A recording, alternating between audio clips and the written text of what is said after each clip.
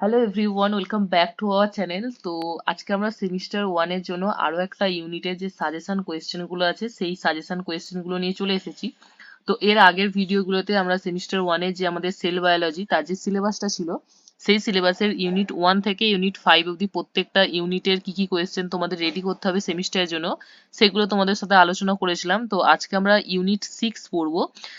Unit 6 এর মধ্যে যে টপিকটা আছে সেটা হচ্ছে নিউক্লিক অ্যাসিড বা আমাদের যে ডিএনএ পড়ি সেই ডিএনএ এর বেসিক পার্টটুকু এখানে দেয়া আছে, যেটা আমরা ক্লাস 9 অথবা 12 এ পুরোটাই পড়েছি। ঠিক আছে? তো আজকে আমরা যেটা পড়বো সেটা হচ্ছে আমাদের নিউক্লিক অ্যাসিড অথবা মেনলি হচ্ছে যেখান থেকে আমাদের ডিএনএ ফরমেশনটা হচ্ছে।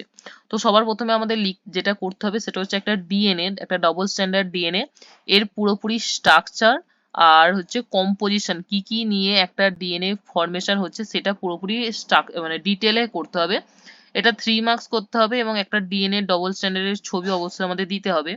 তো এখানে পুরো এখানে হচ্ছে আমাদের অ্যান্সারটা প্রপার ভাবে এখানে লেখা আছে যে ডিএনএ এর ফুল ফর্মটা আছে ডিঅক্সি রাইবোনিউক্লিক অ্যাসিড। এরপরে যেটা আছে সেটা হচ্ছে কম্পোজিশন, মানে কি কি জিনিস নিয়ে হচ্ছে আমাদের এই ডিএনএটা ফরমেশন হয়েছে, যেটা হচ্ছে মোনোমার ইউনিটস, নিউক্লিওটাইডস, নাইট্রোজেনাস বেস আছে নাইট্রোজেনাস বেস হচ্ছে দুই ধরনের।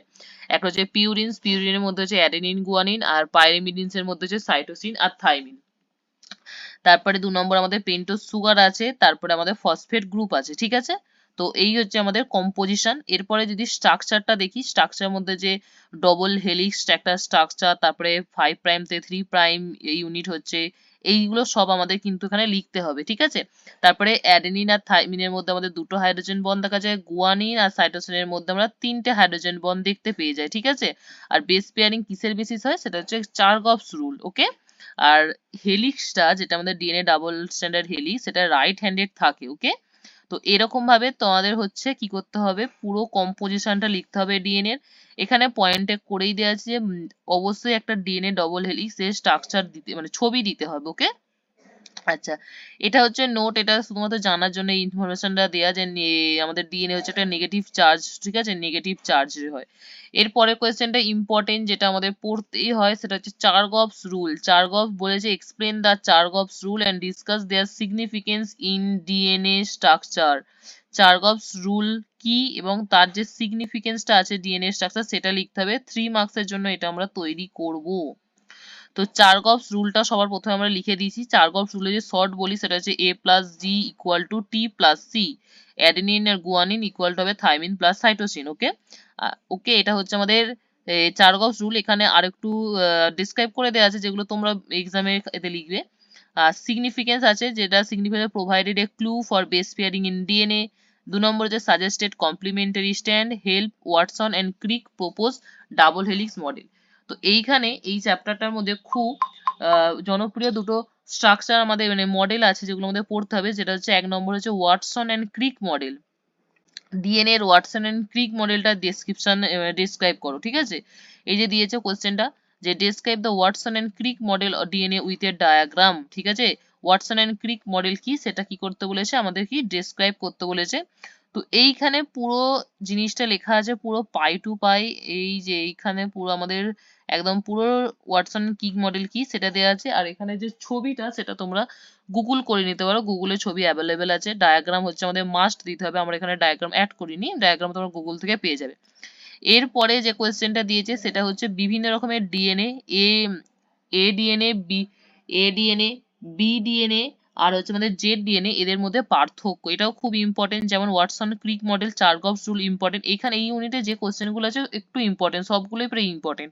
যেমন চার্গফস রুল ইম্পর্টেন্ট, ওয়াটসন এন্ড ক্রিক মডেলটা ইম্পর্টেন্ট। তারপরে হচ্ছে এখানে এ ডিএনএ, বি ডিএনএ আর জেড ডিএনএ, এদের মধ্যে হচ্ছে আমাদের পার্থক্য বা ডিফারেন্সটা দিয়েছে। এখানে পুরোটা আছে, আগের পাতে তিনটে এখানে ফিচার্স গুলো আছে, পুরো ডিফারেন্স কিন্তু পাই টু পাই সুন্দরভাবে কিন্তু এখানে লেখা আছে। আর এই নোটস গুলো হচ্ছে পেড নোটস। অনেকেই আমাকে এই নোটস গুলো চাইছো হোয়াটসঅ্যাপে যে এই নোটসের যে পিডিএফ গুলো ওইগুলো দেওয়ার জন্য। বাট এই নোট গুলো হচ্ছে একটু পিডিএফ মানে পেড নোটস, এগুলো একটু টাকা দিয়ে কিনতে হবে। ঠিক আছে? তো যারা যারা বাই করতে চাও তারা আমাদের যে নাম্বার আছে ওই নাম্বারে মেসেজ দিও। টাকা পেমেন্ট হয়ে গেলেই আমরা তোমাদের পিডিএফ পুরো মানে পুরো সিলেবাসের পিডিএফ যে আছে নোটসের সেগুলো সব প্রোভাইড করে দেবো। ওকে? তারপরে যেটা আছে যে এক্সপ্লেন দ্য হাইপোক্রোমিক এবং হাইপারক্রোমিক শিফট ইন ডিএনএ। ডিএনএ এর মধ্যে হাইপারকমিক আর হাইপোক্রমিক শিফট বলতে আমরা কি বুঝি সেটা এক্সপ্লেন করো। এখানে দেখো দেয়া আছে হাইপারকমিক, আর এখানে এই সরি হাইপোকমিক আগেরটা ছিল, এটা যে হাইপারকমিক। ওকে, তারপর এরা বুঝতে হবে এই দুটো এফেক্ট, এই যে হাইপারকমিক হাইপোকমিক এই দুটোই কিন্তু আমাদের বুঝতে হবে, ঠিক আছে। তার তারপরে question, discuss the RNA as a genetic material with suitable example. RNA যে একটা জেনেটিক মেটেরিয়াল, আরএনএ এর মধ্যে যে জিনের মানে জিনের ঘটে, সেটা আমাদের বলতে হবে একটা এক্সাম্পল সাহায্যে। কি করে আমরা বুঝবো যে আরএনএ এর মধ্যে দিয়ে জিন ট্রান্সফার হয়, ঠিক আছে, আরএনএ বংশ বিস্তার করে, জিন ট্রান্সফার করে, তো সেটা আমাদের এখানে লিখতে হবে। এটা পিআইকিউ একটা কোয়েশ্চেন যে RNA as a genetic material, এটা এক্সপ্লেন করো।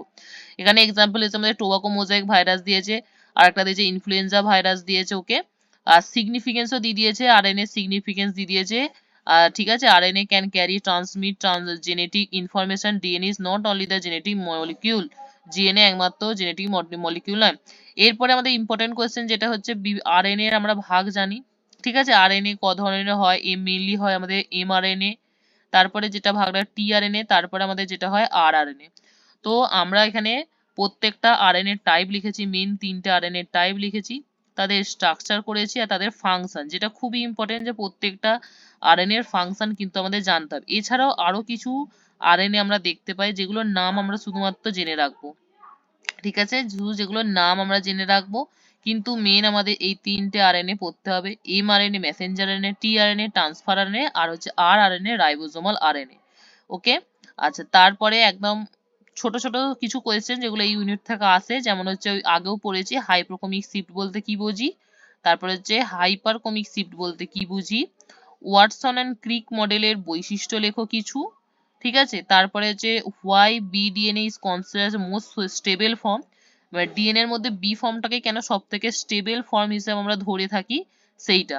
আচ্ছা, আর একবার আমাদের আরএনএ টাইপস গুলো এখানে বলে দিয়েছে। ওকে, তো এই হচ্ছে আমাদের ইউনিট 6 থেকে মোটামুটি অল্প কোয়েশ্চেন আছে, খুব অল্প কোয়েশ্চেন আছে, কিন্তু ওই কোয়েশ্চেন গুলো খুব ইম্পর্টেন্ট। যেমন এই আরএনএ এর ভাগটা ইম্পর্টেন্ট, আরএনএ 3টে ভাগ, তাদের প্রত্যেকের ফাংশন, তারপরে আরএনএ কে কেন আরএনএ হচ্ছে অ্যাজ এ জেনেটিক মেটেরিয়াল জিন ট্রান্সফার করতে পারে সেইটা ইম্পর্টেন্ট 2 মার্কসের জন্য। হাইপারকমিক হাইপোকমিক শিফট ইম্পর্টেন্ট, এডিএনএ বিডিএনএ জেডডিএনএ এর মধ্যে কম্প্যারিজন, দেন হচ্ছে Watson and Crick model, DNA একদম ফুল স্ট্রাকচার উইথ কম্পোজিশন, আর চারকফ রুল। মানে এই ইউনিট থেকে যে কটা কোয়েশ্চেন আমরা পড়বো প্রত্যেকটা কিন্তু ইম্পর্টেন্ট পরীক্ষার জন্য, এবং পরবর্তীতেও বেসিক ক্লিয়ারের জন্য ইম্পর্টেন্ট এই চ্যাপ্টারটা ডিএনএ, কারণ এখান থেকে আমাদের মানে শুরু হবে অ্যাকচুয়াল জেনেটিক্স, যেখান থেকে আমরা ডিএনএ থেকে আমরা যাব জেনেটিক্সে যাব, ওখান থেকে আমরা কোডন ট্রান্সক্রিপশন ট্রান্সলেশন প্রত্যেকটা প্রসেসে যাব। এটা হচ্ছে একটা বেসিক ইউনিট যেটা আমাদের সেমিস্টার 1-এই দিয়ে দিয়েছে। তো তোমরা খুব ভালো করে এই ইউনিটটা প্রিপেয়ার করো, আর বাকি ইউনিটগুলো আমরা দিয়ে দিয়েছি। তো ব্যাস এগুলোই পড়াশোনা করো, আর পিডিএফ যাদের দরকার তারা আমাদের হোয়াটসঅ্যাপ গ্রুপে বা হোয়াটসঅ্যাপে মেসেজ করতে পারো। তো আজকের জন্য এতটাই, বাই। পরের দুটো ইউনিট আমাদের বাকি আছে, ইউনিট 7 আর ইউনিট 8 আমাদের বাকি আছে। তো ওই দুটো ইউনিটও কিন্তু আমরা খুব তাড়াতাড়ি করে দেবো, শেষ করে দেবো, ঠিক আছে। আর সেমিস্টার 3-তে যারা আছে তাদেরও খুব তাড়াতাড়ি সব শেষ করে দেবো, এক্সামের আগে সব হয়ে যাবে। বাই।